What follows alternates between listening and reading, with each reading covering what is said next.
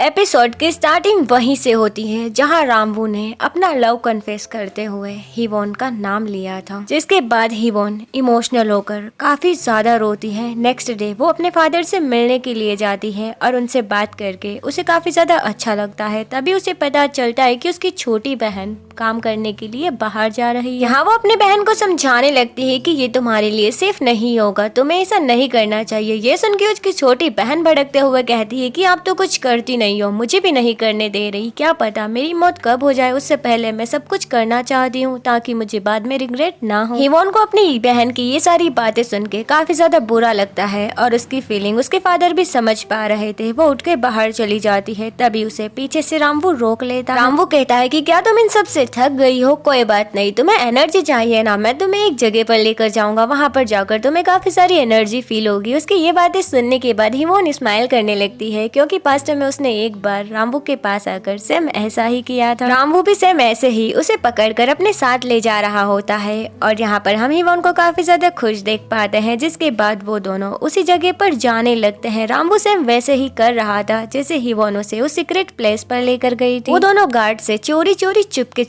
अंदर की तरफ जाने लगते हैं। जब कोई उन्हें देखने वाला था तो वो छुप जाते हैं, जिसके बाद वो सीधे उस सीक्रेट रूम में पहुंच जाते हैं। अब कहानी पास्ट की दिखाई जाती है जहाँ पर हिवोन उसे उस जगह पर लेकर आती है और बताती है कि ये मेरा और ताएग्युम का सीक्रेट प्लेस है। हम यहाँ पर आकर वो काम करते हैं जो हम करना चाहते हैं, तुम भी यहाँ पर कुछ भी कर सकते हो। जिसके बाद वो उसे पेंटिंग करने के लिए कहती है पर रामवू मना कर देता है। जिसके बाद रामवू कहता है कि तुम्हें पता है मेरे घर पर एक गेस्ट आता है और वो मेरे फादर है, वो हमेशा पैसे रखकर चले जाते हैं पर मुझे नहीं पता वो ऐसा क्यों करते हैं। मैं क्यूरियस हूँ और जानना चाहता हूँ। ये सुन के हिवोन उससे पूछती है कि क्या तुम उससे मिलना चाहते हो? तो रामवू कहता है कि ऐसा नहीं है। जिसके बाद हिवोन उसे बताने लगती है कि मैं जब 4 साल की थी तब मेरी मदर गुजर गई थी, मेरे फादर काफी ज्यादा रोए थे। इसके बाद मेरे पापा ही मेरी मदर बनकर मुझे संभाला करते थे। वो दोनों वहाँ पेंटिंग करते हुए मजाक मस्ती करने लगते हैं। तभी अचानक से रामवू उसके पीछे आ जाता है और सीन काफी ज्यादा रोमांटिक बन जाता है। तभी वहाँ एंट्री होती है ताएग्युम। ताएग्युम रामवू को वहाँ देखकर कहती है कि आखिर इसे हमारे सीक्रेट रूम के बारे में कैसे पता चला? क्या तुम इसे यहाँ पर लेकर आई हो? और तुम्हें पता है ना आज तुमने मुझसे प्रॉमिस किया था, हमारे कुछ और प्लान्स थे। हिवोन कहती है कि मैं बस तुम्हारे ही पास आ रही थी। ये सुन के ताएग्युम कहती है कि अब उसकी कोई भी जरूरत नहीं है, तुम अपने नए बेस्टी के साथ खुश रहो। प्रेजेंट में वो लोग उसी जगह पर आते हैं तो उन्हें उनकी एक फोटो मिलती है जिसे देखकर वो स्माइल करने लगते हैं। रामवू उनसे उन दोनों के बारे में पूछता है तो हिवोन कहती है कि मेरी उनसे बात नहीं होती। जिसके बाद रामवू कहता है कि तुम्हें होंगसुक से बात करनी चाहिए। तभी वहाँ एक गार्ड की एंट्री होती है जिसे देखकर जीवन रामवू को छुपने के लिए कहती है तो रामवू कहता है कि वो मुझे देख नहीं सकता। जिसके बाद जीवन खुद ही छुप जाती है। यहाँ रामवू उसके फोन से होंगसुक को कॉल कर देता है। ये देखकर जीवन उसे मना करने लगती है पर तब तक रामवू उसे कॉल कर चुका था। सिक्योरिटी गार्ड के वहाँ से जाने के बाद जीवन जब उस कॉल को देखती है तो होंगसुक उसे फिर से कॉल कर रहा था। रामवू उस कॉल को पिक कर लेता है। जिसके बाद जीवन को ना चाहते हुए भी बात करनी पड़ती है। यहाँ पर होंगसुक उससे पूछ रहा था कि तुमने मुझे क्यों कॉल किया, मैं अभी अपने काम में बिजी हूँ। जिसके बाद वो कॉल को कट कर देता है। यहाँ पर होंगसुक थोड़ा अजीब एक्ट करता है। जिसके बाद रामवू कहता है कि तुम्हें होंगसुक से मिलने के लिए जाना चाहिए। ये सुन के जब जीवन मना करती है तो रामवू कहता है कि तुम इस डोर को ओपन नहीं कर सकती, देखो गार्ड ने डोर को बाहर से लॉक कर दिया है, अगर तुम्हें इस डोर को ओपन करवाना है तो तुम्हें मेरी हेल्प की जरूरत होगी और तुम जब हाँ कहोगी तभी मैं इस डोर को ओपन करूंगा। ना चाहते हुए भी हिवोन को हाँ करनी पड़ती है। उसके बाद हम इन दोनों को कैफेटेरिया में देखते हैं और सीन पास्ट में जाता है जहाँ पर ये दोनों बेस्टीज एक दूसरे से बात नहीं कर रही थी क्योंकि लास्ट टाइम इन दोनों की फाइट जो हो चुकी थी। ये दोनों चिंदी फिर से सब कुछ ठीक करना चाहते थे, इसीलिए बारी बारी से एक एक के पास जाते हैं और कहते हैं कि हम कहीं पर घूमने चलते हैं, वहाँ पर काफी ज्यादा मजा आएगा। इसके लिए ताएग्युम और जीवन भी मान जाती है। नेक्स्ट डे ये लोग ट्रिप के लिए निकल जाते हैं पर ये दोनों बेस्टीज अभी भी बात नहीं कर रही होती। हमारे जीवन के पास लव लेटर होता है और वो रामवू को देखने लगती है और तभी रामवू भी उसे देखने लगता है। वेल वो लोग डेस्टिनेशन पर पहुंचने के बाद भी आपस में लड़ ही रहे होते हैं। रामवू वहाँ पर एक पेम्पलेट को देखता है जिसके ऊपर लिखा था कि यहाँ पर एक इवेंट होने वाला है जहाँ पर जाकर वो लोग स्टार्स को देख सकते हैं। ये देखकर उसे याद आता है कि जीवन भी स्टार्स को देखना चाहती थी। जिसके बाद वो सीधे अपनी मदर को कॉल करता है। अभी उसकी मदर जीवन के ही फादर के साथ होती है। दूसरी तरफ इस बेचारे की जैकेट फट जाती है जिसे देखकर ताएग्युम का रिएक्शन देखने लायक होता है। ताएग्युम होंगसुक की मदद करती है। जिसके बाद हम जीवन को देखते हैं जो अपने लिए कुछ खरीदना चाहती थी। तभी ताएग्युम ग्योमो से बताने लगती है कि तुम्हारे ऊपर ये ज्यादा अच्छा लगेगा। और जिसके बाद होना क्या था यार, इन दोनों की सुलह हो जाती है, दोनों एक दूसरे को सॉरी बॉडी कहती है और इन दोनों की फ्रेंडशिप फिर से शुरू हो जाती है। इधर ये दोनों चिंदी एक साथ होते हैं। तभी होंगसुक कहता है कि तुमने मुझे क्यों नहीं बताया कि तुम भी जीवन को पसंद करते हो। ये सुन के इस बार रामवू डिनाई नहीं करते हुए कह देता है कि हाँ, वो जीवन को लाइक करता है। होंगसुक कहता है कि मुझे पहले ही पता चल गया था, क्योंकि तुम बस में बार बार बस उसकी ही तरफ देख रहे थे। मतलब यार, ये बंदा बहुत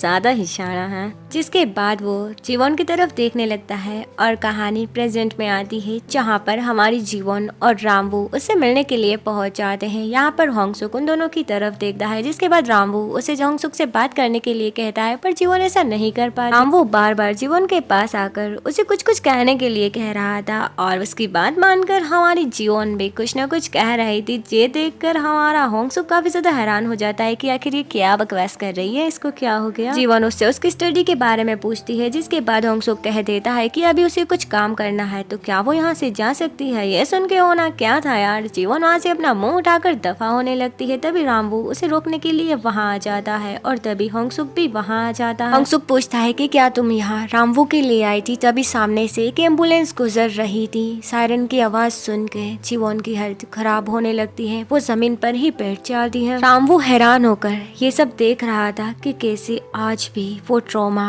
जीवन के अंदर मौजूद है। यहाँ पर होंगसुक जीवन को संभाल रहा होता है। रामवू से और देखा नहीं जाता और वो वहाँ से चला जाता है। जिसके बाद हम जंगसुक और जीवन को बात करते हुए देखते हैं। होंगसुक कहता है कि अब तुम्हें लाइफ में मूव ऑन करना चाहिए। आखिर कब तक तुम खुद को ऐसे ही कोसती रहोगी। मुझे भी वो दिन याद है जब हमने रामवू को खोया था। रामवू का नाम सुन के वो फिर से इमोशनल हो जाती है और होंगसुक से दूर जाने लगती है। होंगसुक पीछे से उससे कह रहा था कि तुम ये कर सकती हो। अब हमें उसी दिन का सीन दिखाया जाता है, जहाँ पर ये सारे लोग ट्रिप पर होते हैं। आसमान की तरफ देखकर वो लोग शूटिंग स्टार का इंतजार कर रहे थे। तभी जीवन को किसी का कॉल आता है। उसे बताया जाता है कि स्टार्स देखने के लिए आपने साइन अप किया था, तो आप यहाँ पर आ सकते हो। ये सुन के जीवन काफी ज्यादा खुश हो जाती है। दरअसल उसने ये सब रामवू के लिए किया था। वो रामवू को साइड में ले जाकर कहती है कि तुम्हें वहाँ जाना होगा, आज शूटिंग स्टार को देख सकती हो। ये सुन के रामवू भी स्माइल करने लगता है। जिसके बाद वो उससे पूछता है कि क्या तुम भी मेरे साथ चलोगी, मैं तुमसे कुछ कहना चाहता हूँ। ये सुन के जीवन उसे कुछ भी नहीं कहने देती और उसे वही लेटर देकर कहती है कि जब तुम स्टार को देखोगे तब इसे ओपन करना। ये सुन के इस बार रामवू उसकी बात मान लेता है और उस लव लेटर को लेकर वहां से उस इवेंट की तरफ जाने लगता है। और ये आखिरी बार था जब जीवन रामवू को देख रही थी। रामवू अंदर जाने के बाद बहुत ही ज्यादा खुश था। तभी सारे लोग शूटिंग स्टार के लिए हुटिंग करने लगते हैं। जैसे ही वो स्टार को देखता है तो लव लेटर को ओपन कर लेता है, जहाँ पर जीवन ने अपना लव कन्फेस किया था। ये देखकर रामवू काफी ज्यादा खुश हो जाता है। वो जीवन से मिलना चाहता था। और तभी बाहर हम जीवन को देखते हैं जो स्टार को ही देख रही थी। तभी वहाँ बहुत सारी एम्बुलेंस की आवाज आने लगती है। उसमें भी दिखाया जा रहा था कि कैसे वहाँ पर एक बहुत ही बड़ा एक्सीडेंट हो चुका है, कई लोगों की मौत हो गई है। जीवन भागते हुए उसी लोकेशन पर पहुँच जाती है और कहती है कि प्लीज मुझे अंदर जाने दो, वहाँ पर मेरा दोस्त है। पर वो लोग उसे अंदर नहीं जाने देते और इसी के साथ पास्ट स्टोरी यहीं पर खत्म हो जाती है। होंगसुक कहता है कि वो एक फायर फाइटर बनना चाहता था ताकि वो लोगों की जान बचा सके। अब तुम्हें भी अपनी लाइफ में मूव ऑन करना चाहिए। सब लोग अच्छा कर रहे हैं, तुम्हें भी करना चाहिए। ये सुन के जीवन कहती है, तुम अपनी लाइफ में अच्छा कर रहे हो, मुझे तुमसे जेलसी हो रही है। अब मैं भी अपनी लाइफ में अच्छा करूंगी। जिसके बाद हमें दिखाया जाता है वही दिन जब रामवू की मौत हो गई थी। होंगसुक और जीवन साथ ही बैठे थे और काफी ज्यादा इमोशनल होते हैं। यहाँ पर होंगसुक पहले वाले जीवन को याद करता है जो काफी ज्यादा खुश रहा करती थी। इसी के साथ ये सीन यहीं पर कट हो जाता है। एक्सीडेंट के बाद जब रामवू की मदर हॉस्पिटल आती है तो वो अपने बेटे को मरा हुआ देखकर काफी ज्यादा रोती है, क्योंकि उनके पास बस उनका बेटा ही था। प्रेजेंट में जीवन के सामने रामवू आता है तो जीवन कहती है कि मैं अपने टीचर से मिलना चाहती हूँ, जो कोई और नहीं रामवू की मदर थी। ये सुन के रामवू काफी ज्यादा शॉक्ड हो जाता है। इसी के साथ ये एपिसोड यहीं पर खत्म हो जाता है। अगर आपको ये स्टोरी पसंद आई हो तो चैनल को सब्सक्राइब, वीडियो को लाइक एंड कमेंट जरूर कर देना। आगे की स्टोरी देखने के लिए हमारे साथ बने रहिए।